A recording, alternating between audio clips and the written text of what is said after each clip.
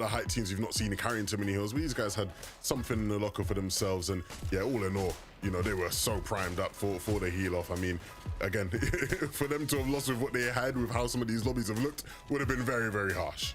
Yeah, it would have. And I think the way they set up for height was really nice there as well. We saw them just building up a massive metal ramp. At that point, you're thinking, is that really the best play to make? Is that really what you should be doing at that moment? And clearly, for them, it did work out. They did get chopped a little bit, but they had the Flowberry Fizz to sort of alleviate any fall damage issues. And of course, as you mentioned, Levin, all those heals there at the end definitely was deserving of a victory right there for those guys. Just a nice overall win up on height. And I think it was a really interesting zone because so many of the teams down below, they had dashes because, of course, they were on the river Styx. So I think it was making things a little bit difficult for those mid to low ground layers. When they're on height, they're just chilling. They're enjoying their life up there, watching everyone else dashing around, trying to make something of that end game because it wasn't easy at all. It was another good game for Vico and Pink as well. They're trying to challenge to see if they can come out on top in Qualified 2 because they were our #1 duo from week 1 of the qualifiers.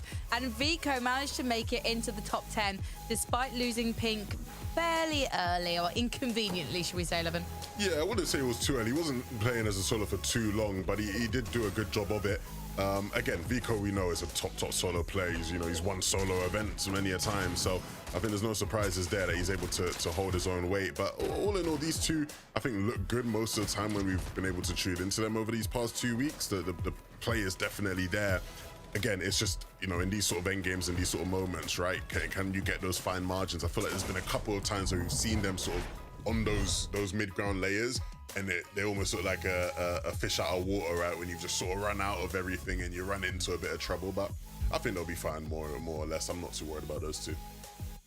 Let's take a look at the standings and see where we're at. We are running out of time for our duos to get into some final lobbies. I think they've probably got about 15 minutes to get into the last lobby that they'll be able to play tonight. Christian's Give still at the top, Vico and Pink just below. Yeah, I keep repeating myself. Nothing is really changing too much.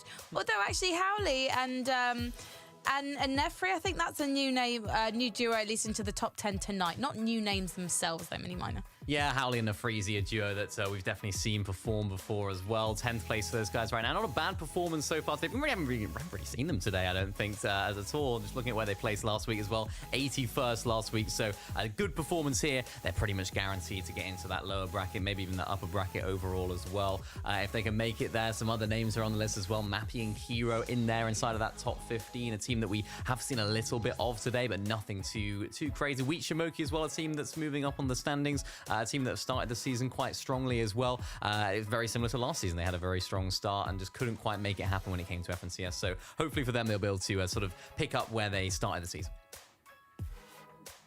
Mustache and Malibuka as well. Seti and Kami, two big duo names we've been talking about tonight. Also looking like they're probably a dead set for the upper bracket, Levin. I mean, yeah, looking good. When it comes to the actual mathematical calculations, I'm lost. I'm a lost puppy. Yes, I go to Kinch and those guys there to deal with all that, But for the most part, yeah, those guys look really good. And I'm sure when we see them in semi-finals, there'll be teams who we expect to pick up wins.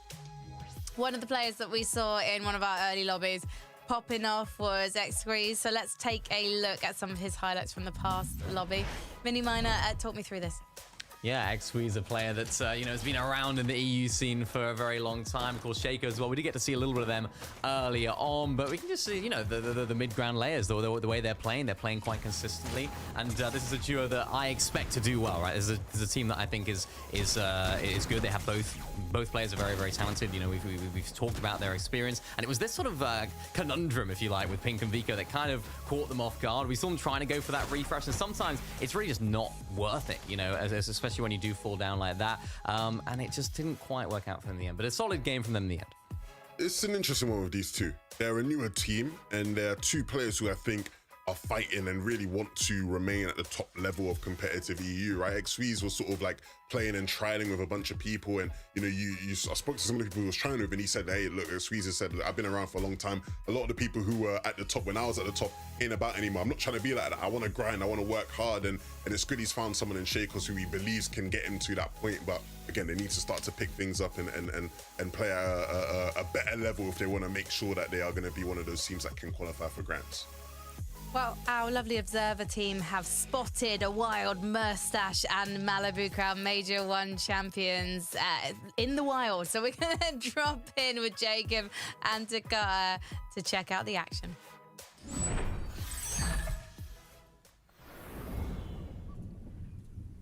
You said it yourself, Frankie. Major 1 champs.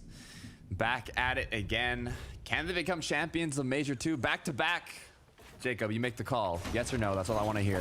I think right now it's just too early to tell. I think we have the potential to have another photo finish style race. I don't think there's been anybody on this region just yet to cement themselves as the team. If you look at the opposing NA region, you know, you would think Peterbot and Poya with how dominating they have been, but I can't spot one team on this region that is above and beyond everybody else. And that kind of makes me exciting. Casting that last FNCS was amazing, and I'm ready for another one. We'll have to see what happens. It was close. I mean, you said it. The neck-to-neck finish, 1 point difference. History. It just sets up the storylines for these future tournaments, but let's not get too ahead of ourselves, Jacob. We're in the last qualifier, the second qualifier, which is also the last one before the semifinals. Then we'll have 3 days of semis to see who makes it to those grand finals. Little 2-week break in between, so we'll be back May 10th for the semis. Well, let's see how this finishes off now. These players, with I believe just 10 minutes left to queue, means that they've kind of got to make a choice. Is this going to be the last match they want to play out?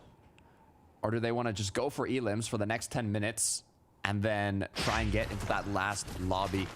Kind of depends on how you're set up. Are you looted enough? Are you feeling that you can win the game? Do you want to risk getting into another early game engagement? That's what's going to be on these players' mind. Yeah, it's just decisions. It's a little bit of the mind game with the timers on these lobbies. Is Kaizen and DKS. You see them going up against Snappy, and everything comes crumbling down. Quick dashes to save himself while landing a shot. Kaizen putting in a little work here before finally dropping down low. He knows one is above, and the quick turnaround. The mind game's coming out right now from Kaizen, switching targets multiple times throughout that fight to find the first elim.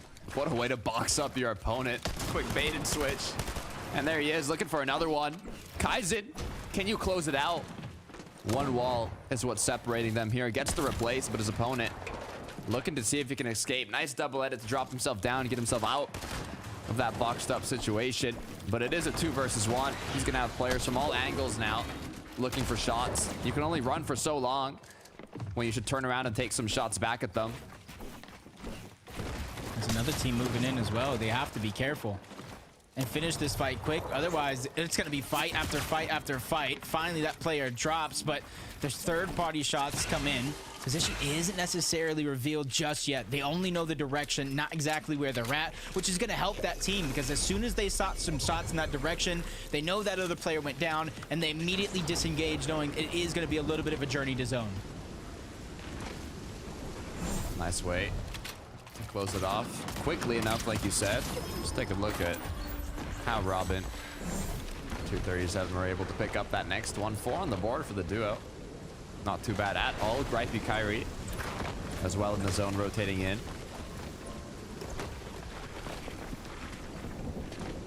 I'm a little worried for Kyrie, but with the 2 med kits and the Gripe, even with zone kind of pulling in currently, it's not going to be too much of a worry. You see him using a med kit already. So some of their HP heals being used at this stage in the game, 3rd zone. A little bit too early than you would want to, but you know there's going to be opportunities for eliminations and scrabbage together any loot that might be left behind. You can see did not want to use the med kits because of how powerful they can be in the late game. So making use of the bandages. Gripey found on the way to recuperate that HP that he needed. Quick stat as well, Jacob. High ground teams have won 68% of games this season in EU, which is, I mean, we talked about it many times about high ground and its potential for winning matches, but in the heal-off meta, you never really know.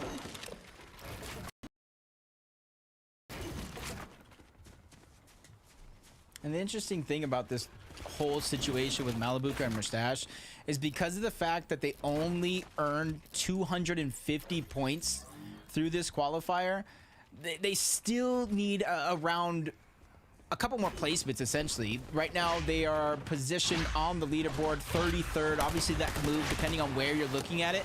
But they definitely need a top 30 position, so they still have more work to do with how low the HP they are right now in a possible final game. Right. We'll kind of have to see. I think they want to close off this game, though. But a lot of the players now, just 6 minutes left until you can't find any more matches, which is why we might be seeing some extra aggression here from Kaizen. Looks like he wants to either go for all or nothing, get a bunch of eliminations, or get eliminated and get into that last match. As DKS, same mindset, looking to see if he can connect those shots. Misses the shotgun, but the SMG is going to finish him off.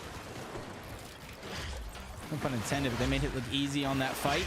Kaizen going around, replenishing the dashes, knows there's another player there. Even with shots coming in, he's feeling confident to try to fight. But as things settle, missed that first shot, knowing his opponent got away. He's just trying to heal up, figure out a way to reunite with his teammate yet again. You can see how far separated they were moments ago, but within seconds, they get into the same box. Time is ticking, as now there's just 5 minutes.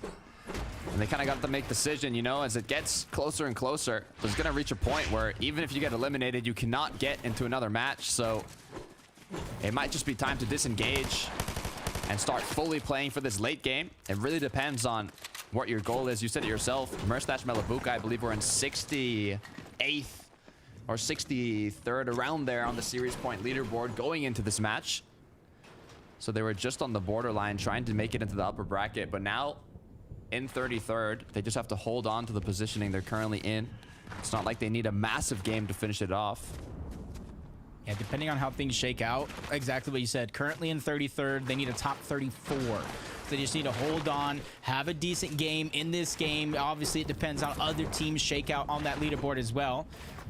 There's Noah and Chino over towards Rebel's Roost. Normally, teams that land up on this side of the map, they kind of rotate away. There isn't a lot to be gathered on this side of the map, but since the zone does pull back, Chino and Noah are feeling confident to farm up the rest of their metal, the rest of the material that they need, and they have the elevation because of the house at Rebel's Roost. Meanwhile, this duo relaxes. Let's see what Kaizen was able to do here with DKS. Did they actually continue that aggression? Quick Thunderburst finish. As now all the duos have kind of decided, okay, this is going to be the lobby we're playing out. 50 duos now. Half of them have been wiped out. 25 duos, sorry, 50 players.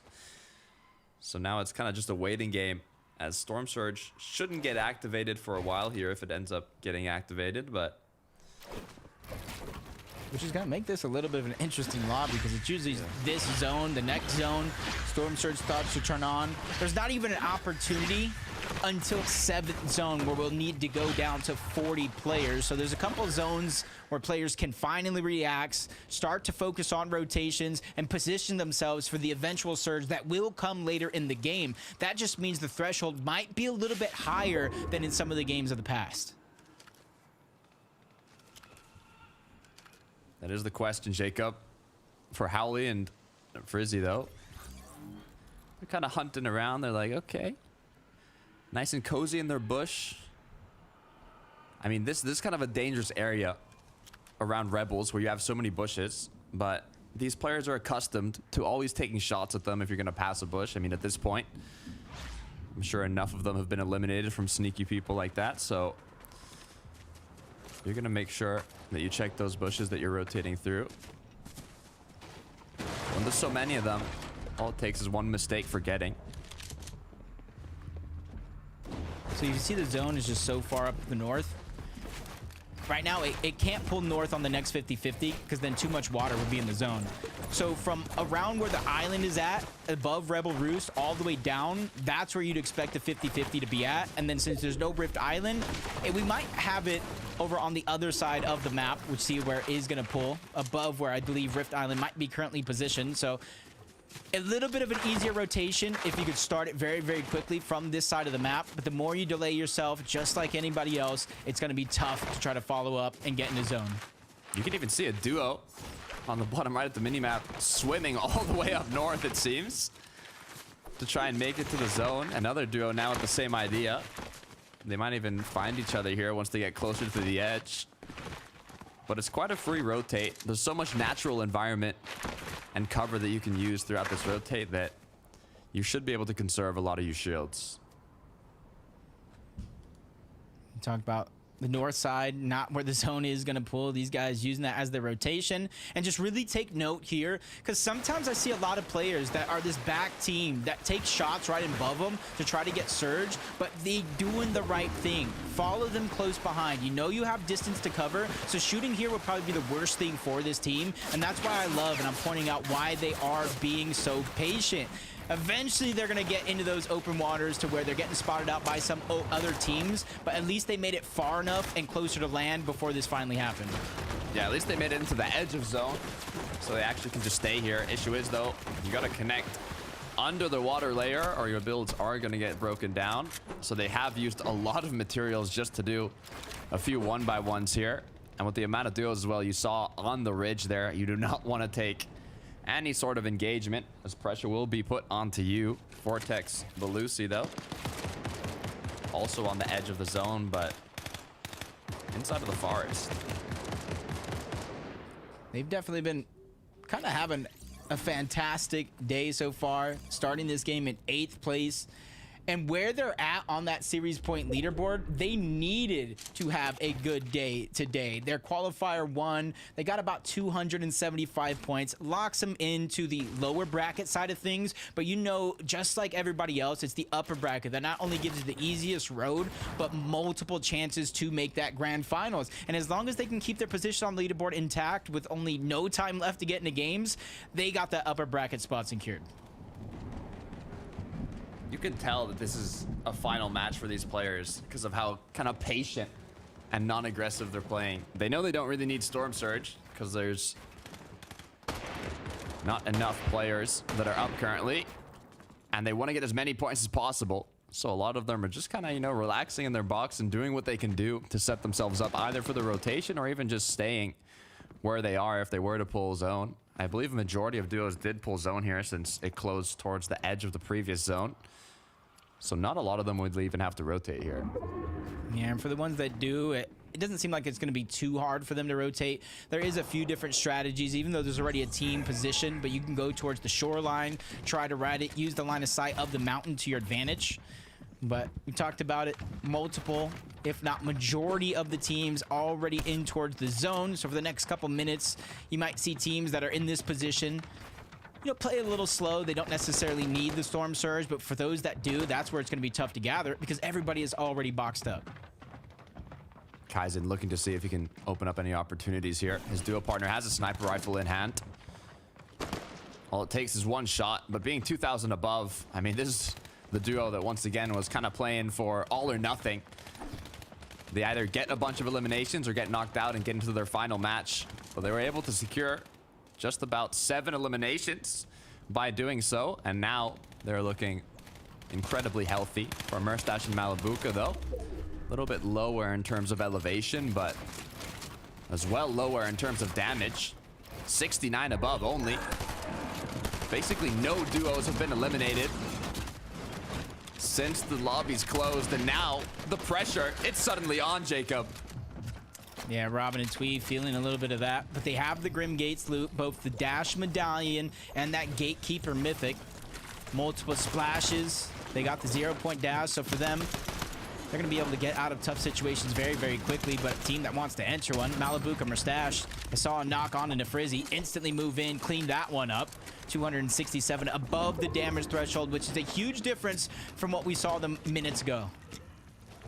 Medkits in hand, going to be put to good use here, as now they do have to do quite a southern rotate, as they're all the way up north, and there's already so many duos that have begun rotating that they will be boxed up and looking back at these players that are going to rotate in late. So Malibuka knows they cannot waste time here. Yeah, quickly using it, and the biggest thing to take note of here is they're saving their dashes. Well, might have spoke too soon as Merstash trying to get out of a tough spot, but they're just trying to save it as much as possible so they can make rotations just like this and finally get into the zone with safety. You see them move down the side of the mountain just a little bit, trying to box up to where they think is the best spot in zone, and it is a little bit further away than some of the other players when it comes to overall towards the center. falling down below that threshold just a little bit, and that's why they look towards the backside of the zone and try to find some shots. Take a look at Robin and Ju here. Nice. Quick way to clean up an elimination. Huge headshot snipe as well. As now I believe, yeah, they are holding on to high ground. But can they do it for the rest of the match? Hey, that's what we've been seeing so far. Teams have actually been able to solidify very little congestion in this late games for that high ground, but they do got a far pull on this rotation. So it would take a lot of them materials if they're looking to build out, but they also have, oh my, I was about to say, they also have that medallion to dash to the front side and rebuild to take that high ground, but he has his eyes set on shots like this to try to get even more points for their total. Who is this? Who are we watching right now? Ju. Elim after Elim. I got confused. I didn't know, is this Ju? Is this Julie? Who is it? With the shots that we're seeing. Malibuca and Merstash, though, they were able to make it into zone from being at the opposite side. You can see how effective that rotate was alongside the dashes and the Flowberry. Now, once again, trying to get ahead and looking at their surroundings. Can they find an Elim? Can they just find damage? As Gripey is going to be the one getting that elimination. Quick find before he continues moving on in his journey forward. But they know this next zone is going to pull just a little bit, and you see them getting ready, spotting the information. They know where high ground's at, and he spots the weak part of that layer.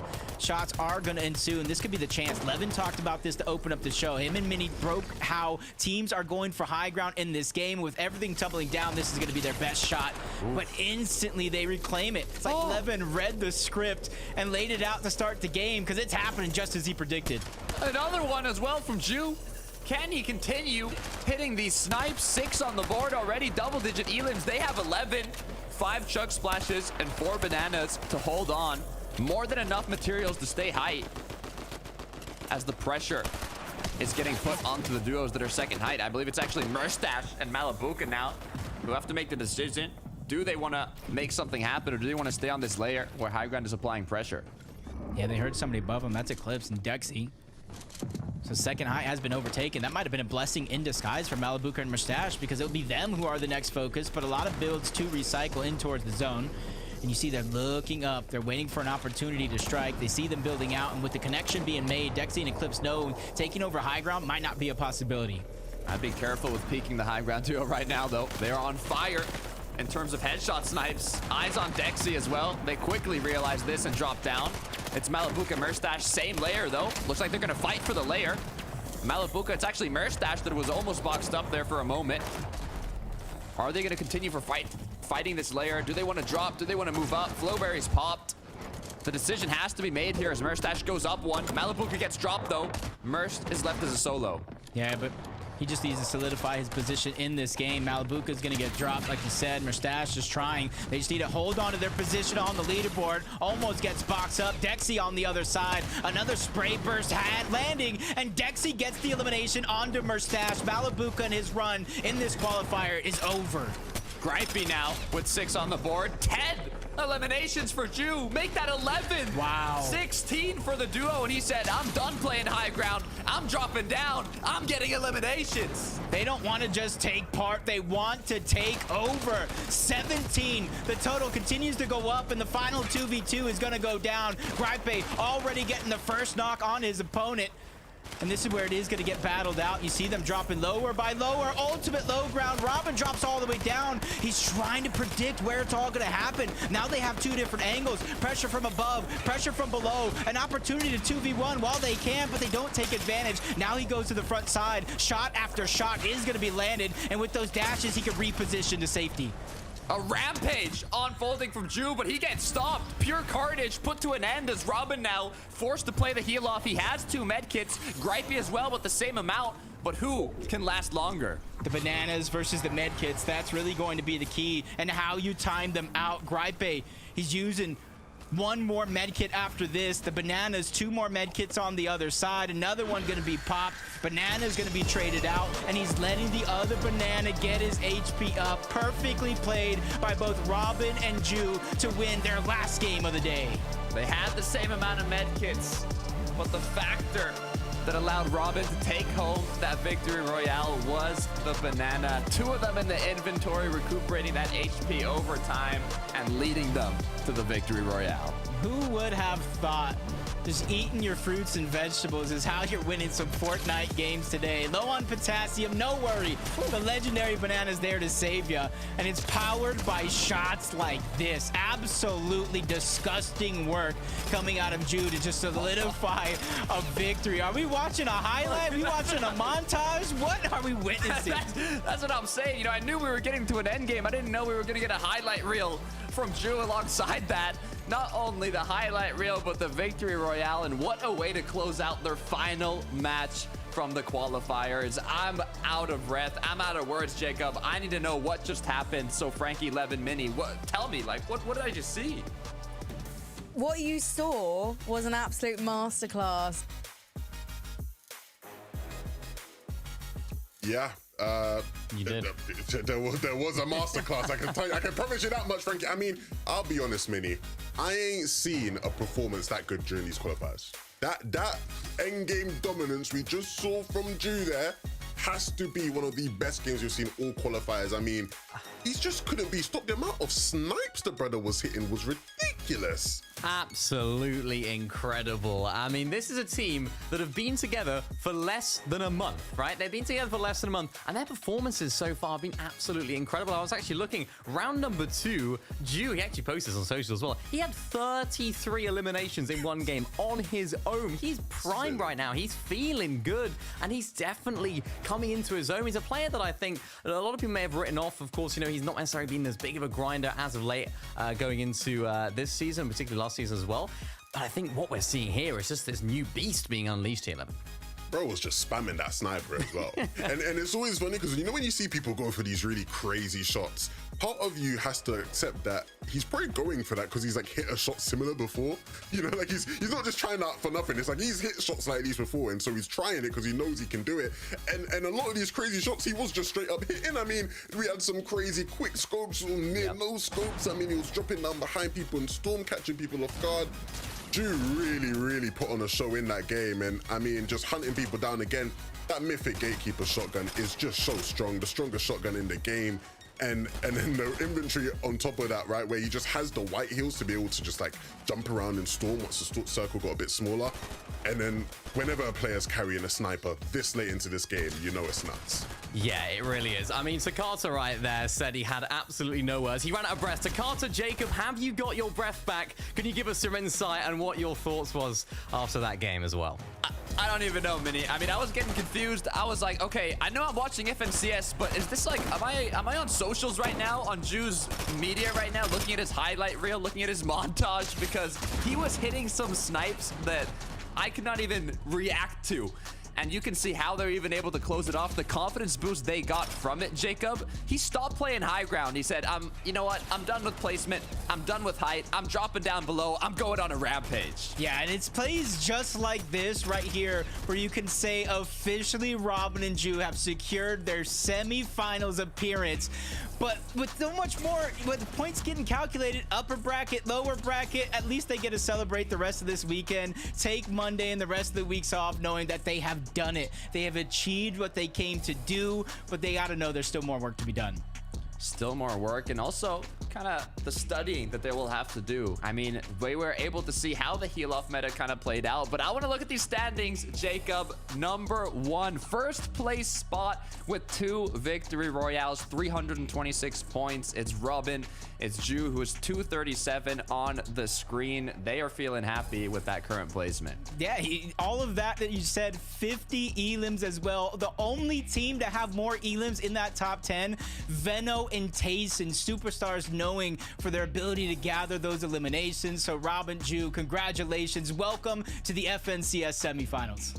I think I saw Vortex as well in second place there. So there's a lot of top veteran duos from EU Competitive that are topping the current series point leaderboard. A reminder, they're playing for either that upper bracket or lower bracket in the semifinals that we will see starting May 10th. So we got a little break, but then we're right back into the action. Yep, but that's really going to be one of the things we kind of look out for with... That's one of the things we're looking out for with not a lot of games, not a lot of time left. you really have to wonder what the strategy is for the teams that do not have their spot secured. And Frodoxy doing a little celebration. You got to imagine they're smooth sailing with a spot on lock, and this is where you're going to see in this last game, depending on where you're at in the leaderboard, some teams may go wild with king players in the lobby playing for elims. Others might have to play so safe, it might not be what they're used to. Trip and Fred, I mean, they were feeling good from the dances we saw going into the match. Just about to pick up another one in the 2v1 here. I mean, they already have 6 elims, Jacob. They want to make it 7 as they continue to apply pressure, but be careful. I don't want to make a curse happen here. There it is, though. 7 elims now. How did they get the previous ones? Like, I want to know. Are they hitting crazy snipes? Are they just pushing everybody? They're looking quite unstoppable. Yeah, I think we both need to know, because this isn't the same Tripper and Frodoxy that we saw in Major 1. They're here. They're out for redemption.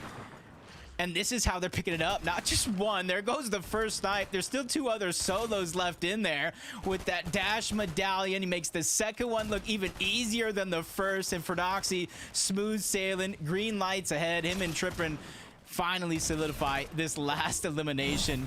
Really no hope or chance for their opponents because they didn't see them coming. It's the best way to get eliminations by surprise. And now 62 players up, 33 duos. This is going to be officially the last match for these players. They've got it in just in the last queue.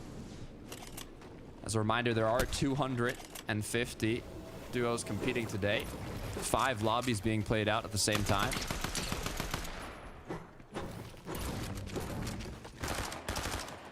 And with that, you see a couple players, as usual, positioned on top of Rift Island. Few tools for mobility in those launch pads down below Rift Island. Rifts that do spawn up as well. There's Dre and Darky seeming like they're ready to fight. And you got to imagine why a team would pick a fight list like this. They are separated above the island. They might not necessarily been having the history on their side in today when it comes to Surge, so they might want to isolate a fight and get it. But as soon as Darky does land a couple of shots and reunite with Dre, it looks like they feel like their job is done. Trying to see here once this refreshes 100 or 1081 above the Storm Surge threshold, Jacob.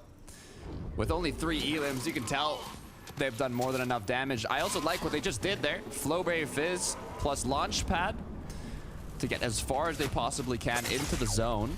You can see deploying and redeploying your glider to try and evade the shots from the players who are already boxed up. As we got Jordy and his duo partner here. Speaking about edit courses, he's given us a primetime example of how to do one with a little pickaxe finish to it. The icing on the cake, little cherry on top.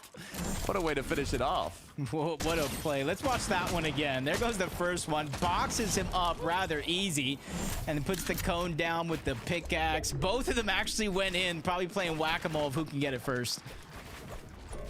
You can tell that they're feeling confident too. Look at the way they're getting closer. They even know there's opponents close by.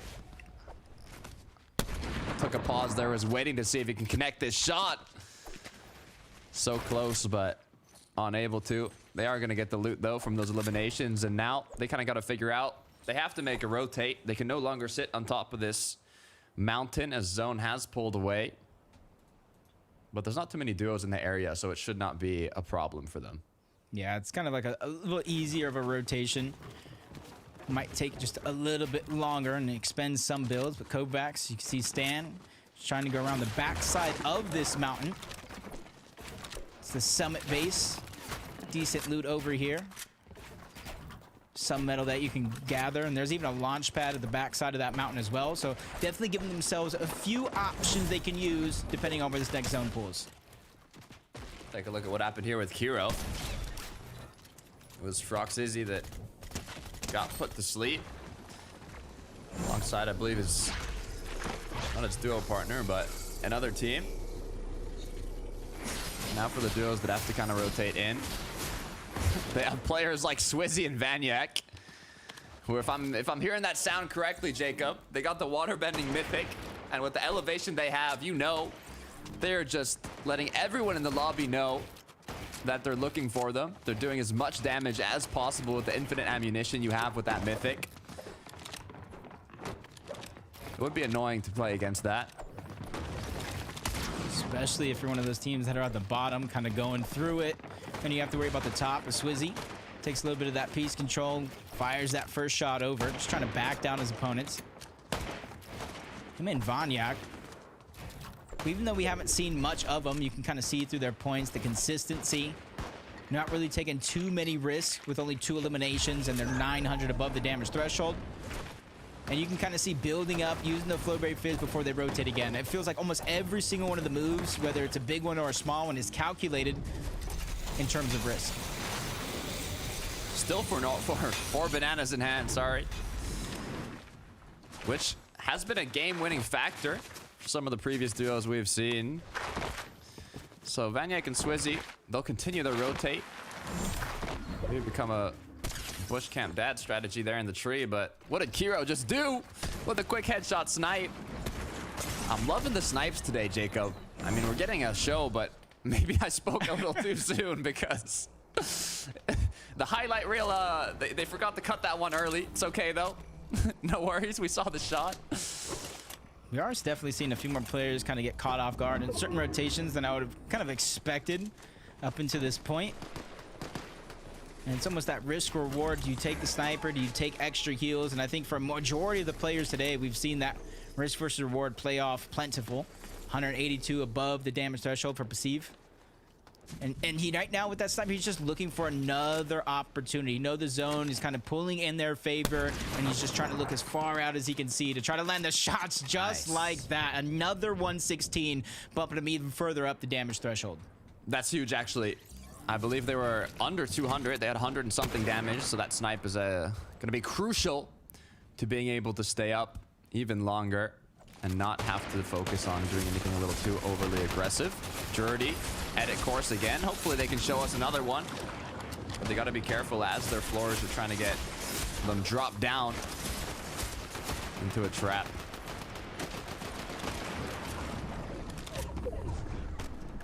And that's the thing with you're on the stack side of the zone, when you get a far pull just like this, and then you hear so many players firing off on one another, kind of makes you second guess when and where to rotate. With the Jurdy and edit course, you see the information that they're gathering by peeking through the cone is going to be important. And now they're ready for their Flowberry Fizz rotation. For them, earlier be better to try to not fall behind everybody else that has to focus on Surge. Ferdoxy Trip getting knocked out. Jurdy edit course now trying to get away from the engagements here and get to zone. It has pulled almost all the way north. So it's a far rotation for a lot of the players here. Looks like they already have their... I thought this was actually their base, but it's not. There's an opponent on it, so... For a moment, it looked like they were almost going to drop it down, but they just want to make it their builds. And I guess they're going to do a rotate a little slow here, but people kind of do their thing and then use the banana and Flowberry combo to continue. Yeah, they want that speed boost, a little extra on the height. They could possibly jump from here all the way to the front side of the zone, but they actually choose to waterfall down just a little bit, negating the amount of distance they can cover, but upping the amount of safety they're going to have. As Curiosity looks towards the back, doesn't find what he sees, trying to stay close with default, but finding any nook cranny to go ahead and rotate to safety, leading the charge for him and his duo, and they finally catch up. 245 above the damage threshold, which isn't too bad, especially since placement points are now beginning to ring in with top 20 positioning. The good part about being able to box up in a position like this is you can refarm all those materials that you might desperately need. No. As another duo goes down. Swizzy Vanyak now continuing to hold on strong. They have not been forced into any aggression. They have so much loot, so much materials that they just have to play it safe here, trying to scavenge as many points as possible. This is the last match of the qualifiers, the last opportunity for these players to make something happen, so they want to maximize it. Yeah, you see the double banana being popped by Swizzy and Vanyak. Even though they're taking shots, their main focus is getting from one place to another. 798 above, spotted out a solo. That's Jurdy, who is going to get taken down. Swizzy bites off just a little bit more than he can chew, but luckily Vanyak is there, not only to make the edit for him, but get his HP back on up before they pop the next legendary banana and finish their next rotation to the zone. Other combo to rotate. The banana Flowberry once again. You can see how much height, how much distance they can get with a single jump. As Swizzy's looking up, he's looking at the clouds. Is he going for what I think he is? The high ground retake from Swizzy and Vaniac. This could be huge, game-changing if they're able to do it successfully. And it looks like they might have just done it, Jacob. Yeah, I chased that one player off, but everything just turns sideways. It's just unfortunate that you get height like that and you have a fight for it and nothing comes out your way. As Stan and Kovacs, they're trying to hold strong. Got to be second height as of now as they continue to look down, fall below. They don't have the builds to maintain their position, so you got to think this is going to be a great play, but even flush out almost as Kovacs builds just one box, leaves himself with 7 builds. His duo partner, though, no shields, low on HP. They do have 3 med kits. So depending on what their game plan is, they could play it a little slow. Kiriachi goes down, though. Default left as a solo. He has a gas can in his inventory. He could disrupt this end game if he feels like it. 14 HP, 22 HP. 14 shield, sorry, 22 HP. But you got to be careful with the duo coming in. He has to defend himself here and no medkits. Forced to go closer to the zone. Just 2 HP now, 1 tick away from getting eliminated. Yeah, he doesn't have builds. He doesn't have HP. Doesn't even have a teammate, but he's still figuring out a way to make it work. Top 9 position. Getting ready for this next one. This is going to be the make or break situation for Default. The zone pushes in. He finds one knock on the stand, but goes down directly after. Unfortunate circumstances, but while everybody is down below the bottom of the mountain, there's one team high up on the clouds without a single worry. It's Vaniac trying to hold on, trying to close it out, but Dre doing what he can to stay up. Fed Nemo, though, down below 6 elims. Make it 7 as they recuperate a bit of the materials. 5 total duos up right now. A majority, not a majority, but a lot of them back in the zone. You got to be careful now. Medkits being popped, shots being put to work. And they're going to be able to get that one. Final 4 teams left alive, even though some of them are solos. Capalot goes down. Fetty's there to kind of spark the med kit, but I do think he got it forced to cancel. So Nemo, he's trying to scrounge around. Vaniac from above falls down at the perfect time to steal away the loot from his opponents. He still has the win condition in hand with both the banana and the splashes. Can Vaniac close it out as now there's a duo on low? He needs to make something happen from above, and that's it. The pressure being applied as he's dropped down. 38 HP to work with. Banana popped, forcing himself to recuperate that HP. He has minis, he has a Flowberry, but it's all about hitting his shots. Yeah, and it's a 1v1 situation here. He does have the 2 legendary bananas, but that's not going to lead to a massive heal off depending on what they have on the other side. So Vaniac just waiting for that perfect moment. With a few builds left, he knows he's going to have to drop down. There come the shots in. The banana is going to be popped, staggering himself just a little bit, changing up angles with the side shot coming in. First shot's going to get landed. The Flowberry Fizz giving him extra elevation, and then the final shot is in. Vaniac wins the game. What a way to close out the match, from retaking high ground in the moving zones to playing from the clouds as a solo and finishing it off. No materials, forced to pop the banana, played it slow, played it calm, played it collected, and finished it off, hitting his shots and taking home the win. Yeah, I gotta have ice in his veins. They're on the high ground, they're on height. Vaniac ends up as a solo, and he's still brave enough to not only go in, get the elimination and all that loot. And that's going to be a huge difference maker when it comes to the leaderboard. Swizzik and Vaniac win our final game of the day. And this is where it's really going to come down to which teams made it up the leaderboard enough to get the series points they need, and which ones would just end the day just a little bit disappointed, thinking what more they could have done. It's been a crazy day, Jacob. Sniper shots being hit, some heal ups, but a majority of the players just dominating on height. We saw basically highlight reels being made, but that's it for me and Jacob here casting these games. We'll be back for the semifinals May 10th, but let's close it off on the desk. Frankie, Levin, Mini, what's changed? Thank you so much to Carter and Jacob Pian. What a thrilling finale, because Fede was fighting for that one. You could sense how much he wanted it in the final moments. But you know what, Vaniac, he's just too experienced, he's just too good. And he obviously made that calculation in his mind, and he chose correctly to go for that fight, Levin. Yeah, man, Vaniac in a 1v1. Easy, light work. Feed him more players in a 1v1 situation. No mats, no problem. This is light work for Vanyaq. We've seen him do it before. It was really close. I will give Fede credit because he was down to top of his feet. But I'm just gonna act like it was nice and easy for Vanyaq because that's just what Vanyaq does. Swizzy and Vanyaq, man, they're a team I've spoken about on the broadcast many times now. I want to see more from them, right? When you look at the talent, there's no doubt in my mind these two are two of the most talented players in the world. Not just EU, I'll say in the world. Last season, Vanyaq and Synod were dominating throughout the qualifying stages leading up to FNCS. And now playing with Swizzy, you look at them and you go, wow, these two have the potential to be one of the best teams in EU and really, really, really show that they can, you know, win an FNCS again for Swizzy, right? And for the first time for Vanyaq. Hasn't quite been that this season, but games like this do inspire hope for the future. Well, they do have the potential, right? As you mentioned, Levin, two fantastic solo players, two great players individually. I know Vanyaq is one of those players that in the history of Fortnite, we've always talked about as having one big pop-off game in each tournament. I suppose as of late, that hasn't necessarily been the case, I feel like, but now we can see it once again. Vanyaq on top once again. I think there at the end, it was a good job he popped that fizz, it was a good job he popped that banana, because the other player just didn't know what was going on. He was trying to look for him, what was going on, and of course, it was a nice way to close it out right there. But yeah, I'm really excited about this team. I think more people should be as well.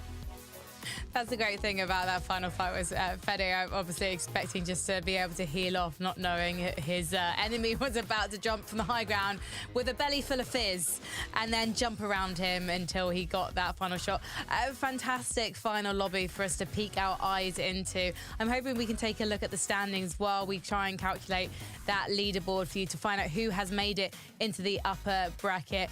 Vico and Pink holding on as always. I mean, these two just fight for the top every time. Yeah, back-to-back first places now in the qualifiers for Vico and Pink. A bit of progress from last week. They won a game this time, right? Last week they won the qualifier one without actually winning a game in round 4. But this time round they do win a game. And again, supreme consistency from the two of them. I mean, they're going a bit under the radar. It feels like we've not seen them much on the show today, but they are definitely a top team, a contender this season. And Swizzy and Vanyaq after that last win, all the way up into second place. Big fan of that. Harrison's give you a bit hard done by them because they've probably been one of the most consistent teams all throughout the day, and they finish in 3rd. Kiriachi there and default. I'm just looking at those, looking at the increase in placement. Massive 29 place increase up towards that 19th place right there. That is absolutely fantastic for this team. They're a team that definitely needed it as well. We talked about it earlier. They placed outside of that round 4 qualification last week. This week needed to be big, and clearly that last game was something big as well. I mean, it's Kiriashi, man. I miss the days when everybody had Yashi 32 at the end of their name, you know? Like, really, this is that guy. And Default as well is a top player, someone who's, you know, sort of always shown moments where you thought, wow, this guy is, you know, one of the better players out there. But it's good to see them back doing well here in FNCS. All right, then, based on the performances you've seen in the qualifiers so far, whose name is going to be at the end of everyone else's name when we come back for the semi-finals, Levin? So this is the person who's already done it, Cal Marius, man. He's on top of the world right now. If you ask TikTok who they think the best player in the world is, what are they going to tell you? Marius Cal. So, yeah. Pongra's second to Marius right now, at least, for now. For now. Yeah. That upper bracket lobby is going to resemble a full-on paddock. Yes, it will. Yeah, whatever that means, Mum. Yeah, it's gonna. That's it's a field where you keep livestock. Don't know what that is. Oh, though. gosh. Don't know. It's Fortnite fine. players. Oh gosh. And okay. Judging by the qualifiers, do you think that Pink and Vico can actually kind of keep up this consistency we've seen? Because obviously when it comes to these lobbies that we've seen in the qualifiers, they are very different to when we have the set lobbies, when we have the upper bracket and the lower bracket in the semi-finals. So obviously I would love to see them finally win an FNCS major together. But I mean, there's just no guarantees for any minor. Yeah, there isn't. And they're that sort of team that will pop off at certain moments, particularly at the beginning of the season. They've done it in the past. And Levin, it just doesn't seem to carry over into that grand finals. I think the lack of experience of actually going all the way in a grand finals for both of those players, I think definitely plays its part. And just the way that, particularly last season, when it was that forecast tower fight at the beginning of the game that really threw a few spanners in the works to this team. If things are a little bit different here, though, they could have that confidence, hopefully carry that into the semi-finals and, of course, hopefully the grand finals. Yeah, Frankie. Well, if you would like to know, I'm so so sorry. No. Oh, I love it when I hit the nail on the head. Please, no, continue. No, you got me. No, We're not listen. giving you your praise. No praise for you, Frankie. Let's you carry on. That's what I was gunning for because I never get praise, and so I thought you were going to say something nice about me. Can you just try that again? I was just gonna say, you hit the nail on the head in that these lobbies compared to a set lobby, very, very different game. And I think a lot of players express that. So what Pink and V could do in those set lobbies as we head towards grand finals will be, the real tell for whether or not they'll be able to win the season. Gosh, it's like I won an esports award. I love it.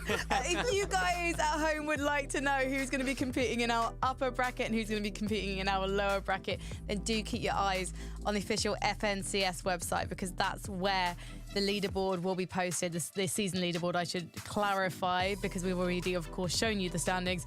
So do check that out. Keep your eyes peeled, and we will be able to tell you very soon who has made it to those all-important semi-finals. That's going to be 3 days of action coming up for you in May, because our players, they do get a couple of weeks off to just practice, to scrim, to work really, really hard and get their stats and everything refined for those all-important semi-finals. I'm curious to know where Merstash and Malabuka came, if they're going to have to fight through the lower bracket. So I'm definitely going to be going to the website later on to find out what's going to be happening. Mini Miner, any surprises from the Duo's performances today? Any dark horses you're expecting to do well at the semi-finals now? At the beginning of the show, I talked about Janus and Flixie. They were the team that won the second qualifier today. They didn't. Last season, I mean, they didn't win it today, right? So it was one of those where it's like, what's going on? Where's the script? Are we just going to throw the script out the window now? I was expecting Janus and Flixie to win, but no, I think I was kind of surprised that Pink and Vico did it again, right? I think it shows a lot of maturity from this team. For me, that's the biggest surprise for the day. Yeah, those guys are playing well. I'd have to say, in terms of dark horses, Frankie, big shout out to my guy, Coach Harry, because he put me on, man. Caris and Skivvy, not enough people are bigging these guys up. They might have been the most consistent team throughout this season so far. When you're just looking at all the cash cups, even performance evals, just every event, they're just always up there in the leaderboards, man. These guys are so good, and they don't get enough praise. So hopefully we see them continue that. Well, I'm looking forward to seeing Nathan and CZB. I think they're definitely a duo to watch. We've seen so many fantastic performances over the last couple of weeks. I can barely contain myself for the semi-finals. And for you guys at home, if you want to see more Fortnite action, do stick around because the North American competition is coming up on stream shortly. But for now, thank you so much to Takata, to Jacob PR, to 11-2K and Mini Miner. I've been Frankie Ward, and please sound that horn. Not again.